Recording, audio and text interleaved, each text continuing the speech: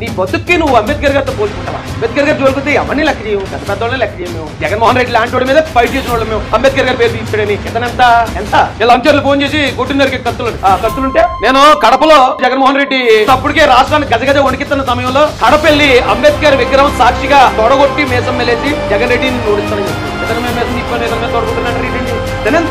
జగన్మోహన్ రెడ్డి అధికారంలో ఉన్నప్పుడు ఈ రాష్ట్రంలోకి దిగడానికి గజగజ వణికిపోయిన మందకృష్ణ ఎక్కడ? జగన్మోహన్ రెడ్డి ఎన్ని కేసులు పెట్టినా, హత్యా ప్రయత్నాలు జరిగినా ఎన్ను చూపకుండా దళితుల హక్కుల కోసం నిలబడిన రాజేష్ మహాసన్ ఎక్కడ? ఒక మాదిగ డాక్టర్ సుధాకర్ గారిని చంపేస్తే అతను మాదిగా మందకృష్ణ మాదిగ రావాలని వెయిట్ చేయలేదు ఈ రాజేష్ మహాసన్. నా అన్నను చంపుతారా అని చెప్పి తిరగబడ్డాడు జగన్ రెడ్డి మీద. ఓ మాదిగ ప్రసాదం శిరోమండం చేస్తే నా తమ్ముడిని శిరోమండం చేస్తారని తిరగబడ్డాడు రాజేష్ మహాసన్. పార్టీల మీద దౌర్జన్యాలు జరుగుతుంటే, అది మాదిగలో ఉన్న క్రిస్టియన్స్ మీద కూడా దౌర్జన్యం జరుగుతుంటే అడ్డంగా నిలబడింది రాజేష్ మహాసన్. ఎక్కడ ఉన్నాడు మందకృష్ణ? ఎక్కడ కనపడ్డాడు మందకృష్ణ? వాళ్ళు వచ్చేసి ఏదో కులం పేరుతో నన్ను బ్లాక్ మెయిల్ చేస్తే భయపడడానికి నేనే కుటుంబం నేను టార్గెట్ చేసేది మందకృష్ణ మాత్రమే. మాదికి సమాజంతో నాకు శత్రుత్వం లేదు.